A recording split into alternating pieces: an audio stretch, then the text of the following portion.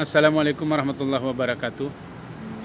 Alhamdulillah hamdan syukran lillah, salatan wa salaman ala rasulillah. Asyhadu an la ilaha illallah wahdahu la syarikalah. Asyhadu anna Muhammadan abduhu wa rasuluh la nabiyya ba'dah. Para pencinta ilmu pengetahuan yang dirahmati oleh Allah Subhanahu wa taala, episode ke-39 ini kita mencoba melanjutkan kembali apa yang sudah kita bahas pada episode ke-38 sebelumnya, di mana pemahaman kita tentang akidah yang memberi arti adalah kita mempunyai ikatan dengan Allah, kita mempunyai janji dengan Allah. Maka ketika kita dilahirkan ke dunia pada saat sekarang ini adalah merupakan masa-masa kita memenuhi janji kita dengan Allah. Kalau kita tanyakan bagaimana kita memenuhi janji kita dengan Allah, Allah memberi panduan sehingga kita tidak salah dalam menjalani kehidupan. Panduan yang diciptakan oleh Allah, yang diturunkan oleh Allah adalah Al-Quran. Al-Quran itu juga menjadi keimanan kita. Keberadaan dia sebagai firman Allah itu menjadi akidah kita. Kemudian Al-Quran selanjutnya dicontohkan. Apa yang ada di dalam Al-Quran itu dicontohkan oleh Rasulullah supaya kita sebagai umatnya tidak akan salah dalam memenuhi janji kita dengan Allah. Yang akan kita bicarakan pada saat ini adalah tentang keberadaan hari kiamat yang merupakan pembalasan terhadap janji-janji yang kita jalani dalam kehidupan ini. Apakah sebenarnya kita ini merupakan orang yang memenuhi janji, atau kita sebenarnya adalah orang yang ingkar janji? Allah menyatakan bahwasanya hari kiamat itu adalah hari pembalasan. Al-Quran berbicara bagaimana proses terjadinya hari kiamat itu. Ada di dalam Al-Quran disebutkan dalam surat Al-Zalzalah. A'udzubillahi minasyaitonirrajim. Bismillahirrahmanirrahim. Idza zulzilatil ardu zilzalaha wa akhrajatil ardu asqalaha wa qala al insanu ma laha yauma idzin tuhaddisu akhbaraha bi anna rabbaka awhalaha. Ayat ini memberi pengetahuan kepada kita bahwasanya ilmu yang kita pelajari di dunia ini, di mana dalam teori ilmu mengatakan bahwasanya matahari adalah dikitari oleh bumi, di mana ketika matahari ada lalu bumi berputar, muncullah siang dan malam. Tetapi ketika satu saat dikatakan oleh Allah, idza zulzilatil ardu zilzalaha, ketika bumi digoncangkan dengan segoncang-goncangnya, ketika bumi digoncangkan dengan sedahsyatnya, wa akhrajatil ardu asqalaha, semua isi bumi itu, apapun dia isinya itu, dia akan keluar berterbangan. Pada saat itu manusia akan berkata, apa yang akan terjadi? Apa yang akan terjadi? Apa yang terjadi? Apa yang terjadi ya Allah? Semua orang pada saat itu akan ketakutan. Semua orang akan berlarian, tidak tahu arah.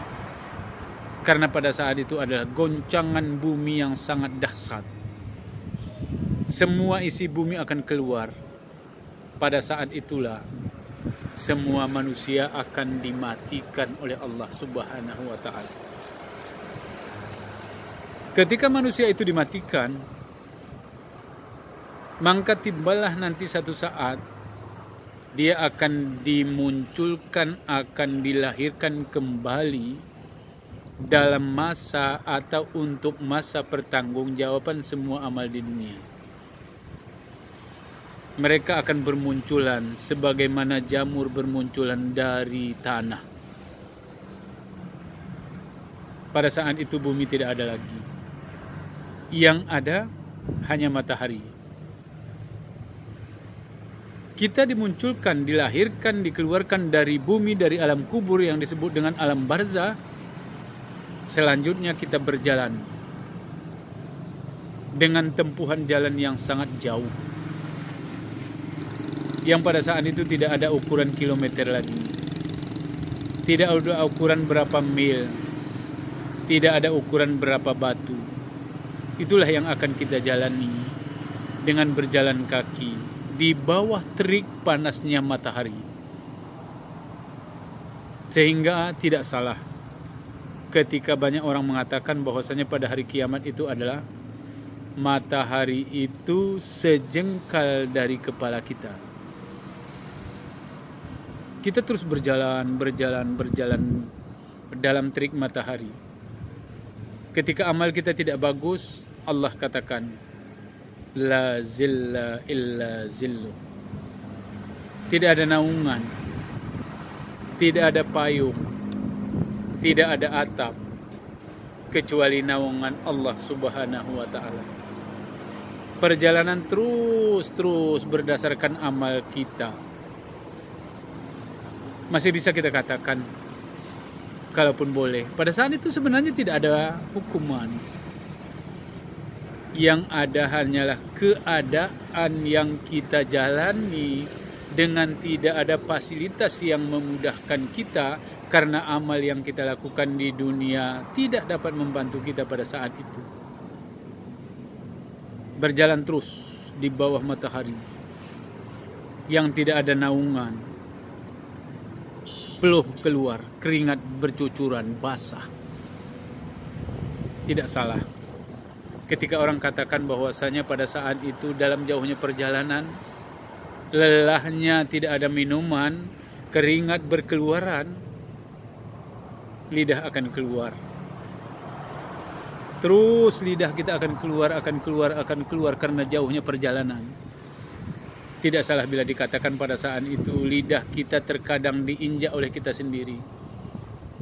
Tidak salah bila dikatakan bahwasanya lidah kita yang memanjang itu terus diinjak oleh semua orang. Kita menderita pada saat itu. Bayangkan, ketika pada saat itu ada teriakan perempuan tua dari jauh di sana memanggil nama kita. Budi, Amina, dari sayup-sayup kejauhan di sana. Panggilan itu terdengar. Siapa yang memanggil kita? Boleh jadi yang memanggil kita adalah orang tua kita. Pada saat itu dia minta tolong kepada kita sebagai anaknya yang sudah dibesarkan, yang sudah disekolahkan, sehingga kita bisa beribadah secara sempurna. Ketika kita mendekat kepada ibu kita yang memanggil kita, apa yang bisa kita kerjakan? Karena pada saat itu tidak ada lagi yang namanya doa, tidak ada lagi yang namanya bantuan. Pada saat itu hidup kita adalah nafsi-nafsi sendiri-sendiri. Boleh jadi kita akan katakan kepada ibu kita, Bu, saya tidak bisa lagi membantu ibu pada saat ini. Saya tidak menyuruh ibu pada saat dulu ketika saya sekolah berhutang supaya tidak dibayar kepada orang lain. Atau apapun alasannya sehingga ibu kita tidak selamat dalam perjalanan itu. Atau juga sebaliknya, bagaimana ketika kita yang mengalami penderitaan yang seperti itu? Kita berjalan terus dengan peluh yang keluar, lidah kita memanjang, diinjak-injakkan orang. Kita akan berpanggil pada saat itu dengan manja seperti di dunia. Ibu, Ibu, tolong ibu. Boleh jadi ibu kita pada saat itu mendekat kepada kita dengan rapatnya. Kalau di dunia kita katakan kepada ibu kita, ibu saya sakit. Ibu kita akan menaruh kain yang basah di kepala kita supaya panas badan kita turun. Ibu kita akan memijit badan kita supaya kita tidak sakit. Semua dilakukan oleh ibu kita, dibantu kita dengan manjanya. Tapi pada saat hari kiamat, pada saat perjalanan yang melelahkan tergantung kepada amal, kasih sayang itu tidak ada lagi. Kita akan merasakan apa yang sebenarnya kita lakukan di dunia ini. Boleh jadi ibu kita akan katakan kepada kita, "Nak, saya sudah menyuruh kamu untuk beribadah. Saya sudah menyekolahkan kamu jauh, tetapi kamu enggan untuk beribadah. Kamu tidak mau salat, kamu tidak mau berpuasa, karena kamu menganggap dunia itu selesai. Tapi sekarang saya mohon maaf," kata ibu kita, "saya tidak sanggup lagi. Saya tidak mampu membantu kamu." Ibu kita akan berlalu jalan terus. Datang bapak kita akan panggil ayah. Kita akan panggil ayah. Ayah kita akan dekat. Tapi apa kata ayah kita? "Saya tidak dapat membantu kamu lagi. Saya akan duluan. Kamu akan merasakan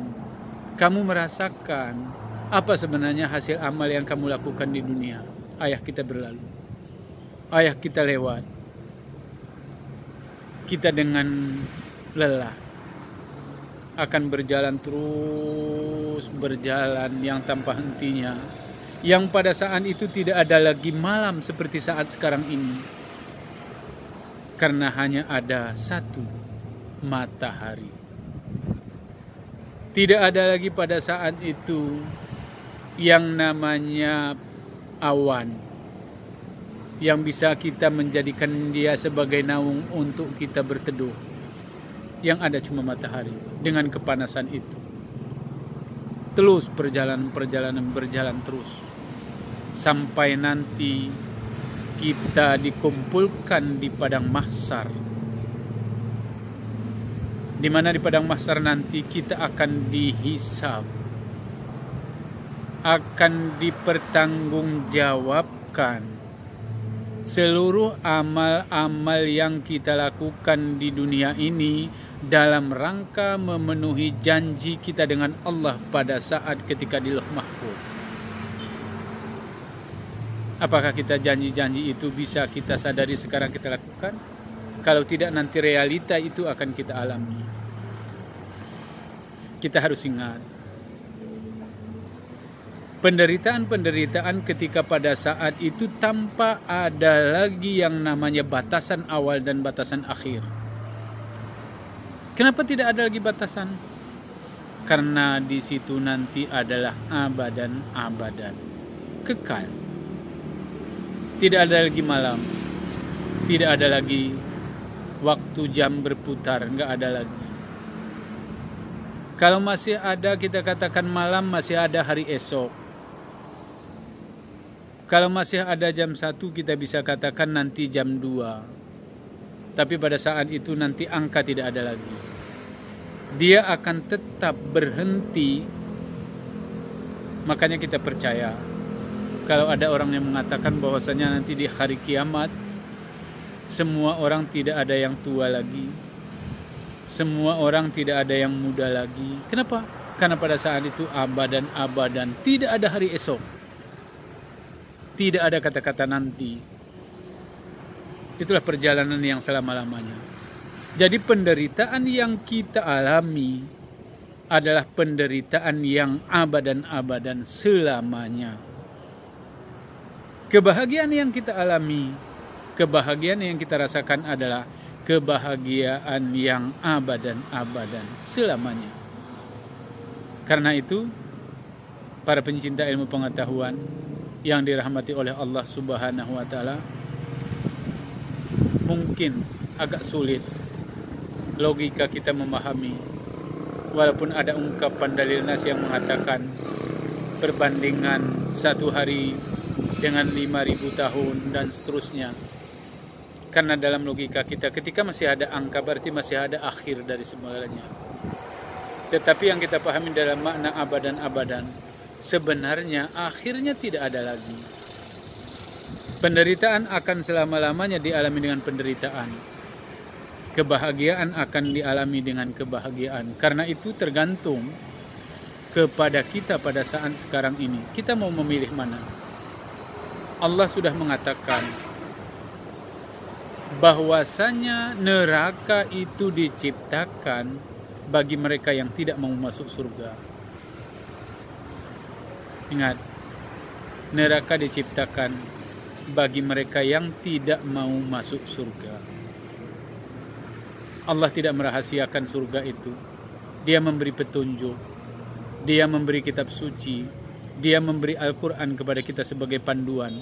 Lalu apakah kita mau menggunakan panduan itu dalam kehidupan kita, atau malah kita meninggalkannya? Jadi mudah-mudahan ini menjadikan akidah kita, keimanan kita menjadi benar. Paling kurang ajarkan kepada semua orang apa itu rukun iman, bagaimana cara mengimaninya. Keimanan artinya adalah sebuah keyakinan terhadap adanya alam gaib. Allah itu adalah urusan gaib, malaikat itu adalah urusan gaib, hari kiamat juga adalah urusan gaib. Itulah arti sebuah keimanan. Kita tidak hanya cukup memahaminya dengan sebuah rasional, tetapi ada hal-hal yang di luar kemampuan kita. Bahwasanya azab neraka itu Allah katakan adzaban syadidan. Dalam bahasa lain, jangan masuk neraka, jangan karena kamu tidak mampu menahan. Karena kamu tidak sanggup menahan pedihnya neraka itu. Dia itu adalah adzaban syadidan. Tapi sebaliknya juga, surga itu adalah indah. Surga itu adalah menyenangkan. Di luar kemampuan manusia membayangkan keindahannya. Mudah-mudahan ada manfaatnya dari apa yang kita ceritakan ini, menjadi inspirasi sehingga kuatnya akidah kita menjadi pondasi dalam menghadapi hari-hari kita ke depan. Kami akhiri, wabillahi taufik wal hidayah. Assalamualaikum warahmatullahi wabarakatuh.